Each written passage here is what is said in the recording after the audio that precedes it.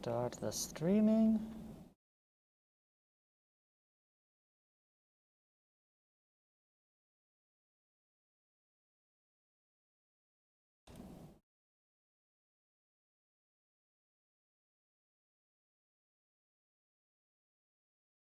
Everything's working. Well, almost everything's working. Good morning, everybody. I still don't have the audio working on my end. I got so close. I got it connected this morning, and it was working for a brief moment of time, about 10 minutes, and then it decided, nah, I'm done, and it just gave up. I can't explain it. Still working on it. I think I've found the source of the problem, but I won't know until I'm done with classes and I get to like reset the computer and play around with that. So we'll see. I might have it by tomorrow. Anyways, we have some work to do here, not just working hard. We're, of course, got a passion for math. And we are going to passionately divide polynomials. Okay? Now, turns out dividing polynomials relies upon, at least if you want to do it the easy way, it relies upon factoring. Okay? If everything is already factored, it's incredibly simple. Just as an aside here, right? If you give me a polynomial in factored form, x minus 2 times x plus 5 times x plus 2, whatever, and you want to say divide by some other polynomial, we'll just stick with the linear functions here, and it happens to be one that's already on the list. Oh, look at that, boom. They cross out, you're done, you're golden, right? That's just reducing matching terms there. But let's say you didn't have it in factored form, or it wasn't as easy. It's not a factorable polynomial. That's the reality, unfortunately, that we have to live in, is that most of the time it won't be. This is always why you test first. If you can factor it, do it, because everything else is easy after that. But if not, well, there's a number of things you can do. Easy version is dividing by a monomial. That's just GCF kind of deal, right? Divide everything here by 4. Okay, reduce all the numbers by 4. Divide everything by x. Reduce everything by a power of x. The trick there is to make sure you do it to every single term. That's not a challenge. I'm not going to talk more about that. However, long division on a polynomial, oh, there's a monster, okay? Look at this guy. They're literally asking you to set up the little division sign and say, hey, how many times does z minus 4 go into, let's not check the whole thing. You start with just the first couple terms, because this is a binomial. I want something times the binomial to give me, at minimum, the first binomial set, right? Saying, what number can I distribute across here that gets me as close as possible to this binomial? You look at this, the first terms. So I've got to have a z in both of them, and I have no coefficient in the front, so I can't add any numbers to this. There's got to be z times z squared. Okay, do that, distribute. Z squared, negative 4z, okay. Then just like long division, you subtract that off. See what you got left, z squared minus z squared, nothing there. Positive 2z minus negative 4z, positive 6z, okay. Now I have a monomial. I can't put a binomial into a monomial. Bring down the next term. Now with that term, what times z minus 4 will give me? 6z minus 24, right? See where we're going with this. It's a long and tedious process. It's actually quite awful. I do not recommend using it if you can ever avoid it. Right? But it does work. And if you can sit through it long enough, you will get an answer. And the main advantage to the division algorithm, right, is twofold. It works on all divisors, okay? That is to say, all the nonlinear. If you wanted to divide by x squared, if you can't factor things, you'd have to use the long division. Okay? And it also, it works when your lead coefficient is not 1. Notice here I'm dividing by z minus 4. If you needed to divide by, say, 3z minus 4, the long division operation works exactly the same. Nothing changes for these two possibilities.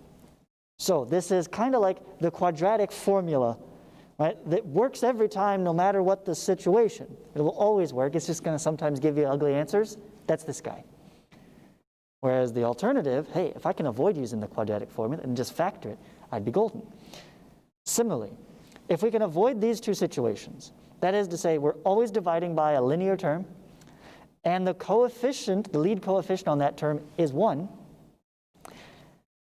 then we're instead going to use synthetic division. Synthetic division is 100 times better than regular long division. Here's why. Regular long division looks like this. It has you doing actual dividing numbers, subtracting numbers, which are inherently more difficult for your brain. Even if you're good at them, you probably also would say you're better at multiplying and adding in most cases. Guess what? Synthetic division has you only have to add and multiply numbers. It's amazing. I don't quite understand how they get away with that. You really have to dig into it to figure out why it works. We're not going to go there. Understand that it does. And it involves way less writing. Here is the finished long division with all of the work shown. Here is the same problem. They show step by step, but the very end, this is it. This is the finished synthetic division problem, all the work shown. Way shorter. It's way less to write. It's way faster to write down. It's way faster to do in your head.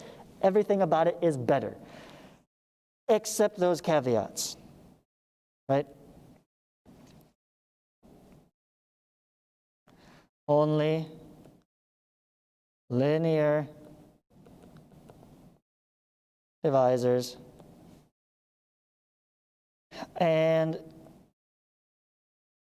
best for lead coefficient equal to 1. It can be done with the lead coefficient not equal to 1, but there's an extra step involved that usually turns some things into fraction things, and now you're dealing with fractions, so you got to weigh that option. Do you want to do long division, or do you want to deal with fractions with synthetic division? Up to you. All right? So let's run through one example together. We'll do both versions. You'll see it in action, and then you get to practice. Okay? I have selected for us question number 12. There you are. Hello, number 12. And notice this guy is a linear coefficient. That is to say, the variable is only to the first power. Okay, this is a linear term. You could graph this and it'd be a straight line. Okay, we're not dealing with y squared or y cubed down here. That's fine. But the leading coefficient is not 1. So I want to give you an example of what happens with synthetic division, how to deal with that, and you can decide whether or not that's going to make things better or worse. All right, let's go blue. First up, long division. We got to rewrite whole thing. So 12, my pen is too large. I'm going to go a little bit smaller here. I don't have a lot of room. 12y squared plus 36y plus 15. All that there, what do we divide by? 6y plus 3. 6y plus 3 here. Okay, so look at just the first two terms. Is there anything I can multiply this by to get that? One term at a time. Make sure they'll both work. what times 6y gives me? 12y squared. Or rather, 12y squared divided by 6y is, we've got 2 and y, right? That's the best we can do. Okay, so 2y gives us 12y squared plus, and then we actually distribute 2y times 3 is 6y. Okay, set that up. Subtract whole thing. 12y squared minus 12y squared gives us 0 down here. Excellent, that's what we needed. And then 36 minus 6 leaves us with 30y's. Then we bring this guy down. Plus 15. How many times to get 6y into 30y? That would be just to multiply by 5. All right, distribute. 5 times 6y is 30y. 5 times 3 is, hey, our second term is in fact 15. Thank goodness we can stop. If it didn't work, if there was leftovers, right? Say we got, right, you subtract this and, oh, nope, it's an extra 5 left over. Actually, let me do that in a different color here, right? Alternate universe. What if you had 5 down and there's nothing more to drop down here? Well, then you got to think back to, 3rd grade or whatever when you first did long division on just numbers. And you said, oh, remainder 5, right? Or if you wanted to put it all together, you could write your final answer. Instead of just 2y plus 5, you would say plus 5 6y plus 3ths. Get what I'm saying? You could put it as a fraction there. Right? That way you still have a plus, and then this is technically all added together. Instead of remainder this, you'd say, oh, plus that much. And this represents an actual value. It is not, however, anymore a polynomial, because now you've got a variable in a denominator here.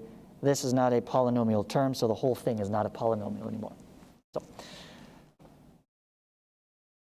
anyways, that's the what if scenario there. If you had 0 there. But we don't. We're golden. 0 left over here when I subtract. So then 2y plus 5 is my final answer. Not too bad when they work out okay. But for comparison's sake, let's see how much faster we could do that with synthetic division.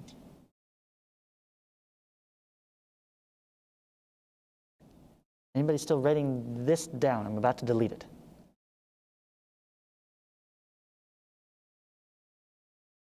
Okay. Here we go, synthetic division. We'll do it in purple this time. I don't need to copy down as much. I'm just looking at the coefficients. Is this in standard form? Do I have all of my terms? Maybe that's the third caveat for synthetic. See, it works great, but there's a catch, right?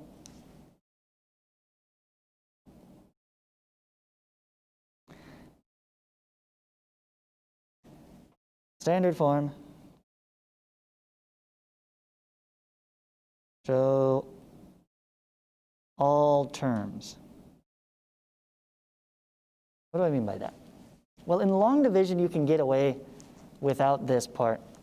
But in synthetic division, you have to represent every power shown there. 12, unfortunately, is not a good example of that, but take a look at 8. Number 8 starts with the 5th power, and then the next term listed is only the 2nd power. It skipped some, didn't it? What about the 4th term and the 4th power and the 3rd power?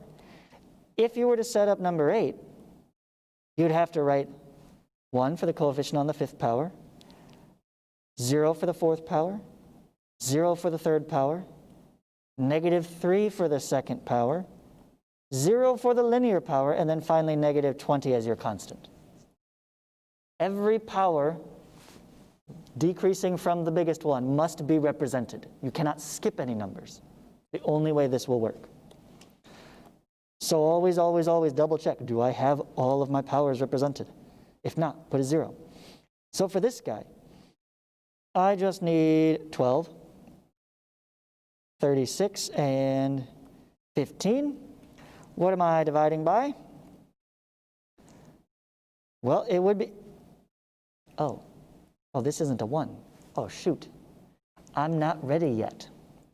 This has to be a 1 in order for this to work, which means I need to divide this by 6, right? I could do that. Okay, those 6's reduced, that becomes a 1. This becomes 1/2, so this is really y plus 1/2. That's true. This is an equivalent term. However, it is not, relatively speaking, equivalent when compared to this guy. That's like saying, oh, I want to do 20 divided by 4. Oh, I don't want to divide by 4. That's too big. Let's just divide it by 2. Is that the same as 20 divided by 2? No. Whatever you do to one side of the division, you got to do to the other. So if you divide the denominator by 2, you've got to divide the numerator, right? 20 divided by 4 is the same as 10 over 2. Agreed? So down here, if I have to divide this by 6, then I've got to divide this guy by 6. And lucky for us, I picked this one out specifically for this purpose, we don't get too terrible of fractions going on, right? 12 divides by 6, we get 2. 36 divides by 6, we get 6. 15 divides by 6, doesn't quite divide by 6. But it does reduce, right? We could reduce both of those. They both divide by, no, not 3, divide by 3 to get 5 over 2. So those are the numbers I actually want here. See what I mean by it? It's a little bit more work, but it's still going to be nice and fast. Now that we've done the prep, 2, 6, 5 halves. And then what goes in the box? What goes in the box is the 0. That is to say, the value of y that would cause this term to be 0. So do not put in positive 1/2. The factor is y plus 1/2. The 0 is negative 1/2, right? All right, that's the prep work. And again, I picked one specifically that had the longest possible. Now we can actually perform the division. Super fast. Bring down the first term. Put a line down there to separate your answers. First number stays the same. It's always 2. Now, take your first number, multiply by the box. 2 times negative 1/2 is negative 1. Write that here. Add vertically. 6 plus negative 1 is 5. Multiply. 5 times negative 1/2 is negative 5 halves. Add vertically. Positive 5 halves plus negative 5 halves is 0. Box your last number. You're done. The division is complete. Now, all that we have to do is interpret our final answer. No, I didn't mean to click on you. I want the laser pointer. Darn email get my way. All right. Because this last number was a 0, we have successfully divided by a proper factor of our polynomial. This is our remainder. Okay, so in this case, remainder of 0. It divided evenly. Perfect, just like we found in the long division. And this is the list of the coefficients of our answer. Our answer, of course, is going to be a polynomial reduced by power of 1. So this, remember, was in front of a, oh, not x, sorry, y squared. So this is in front of a y reduced power by 1 of just 1. So our final answer is 2y, and then we keep decreasing as we go. 2y plus 5. That's it. Done. Isn't that so much better? As far as like this process. Yeah, okay, we had the little bit, and oh no, look out, fractions. It's okay. It's okay. Don't panic too much. Even with the fractions, it was still way faster. Less writing, less taxing thinking going on because you're adding and multiplying. You never have to actually divide or subtract. Now, once again, of course, if you had the remainder, you could write them the same way, r of 0, r of, or as plus 0 over I plus half, right? Still write those in the same format. That's dividing polynomials. Right? This is, in effect, what we're doing when we are factoring. Right? It's to set up so that we could make this easier, so we can actually reduce our polynomials. We're going to see, eventually we're going to graph these kinds of things. Rational functions is just a polynomial divided by another polynomial. Then you graph that and you get all kinds of crazy, wacky, fun stuff going on. Can't wait till we get there. What else? Big deal for calculus. Okay, you'll be having to divide off a factor all the time, reducing one polynomial into a slightly simpler polynomial via division before you can perform the actual calculus operations. Okay, so very important skill that we need here. Questions before I turn you loose?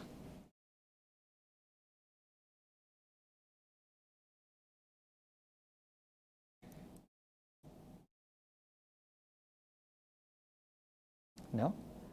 All right. Then you have a worksheet posted on Google Classroom all about dividing them polynomials. And I think most of them are actually pretty synthetic division friendly. So that should go super fast.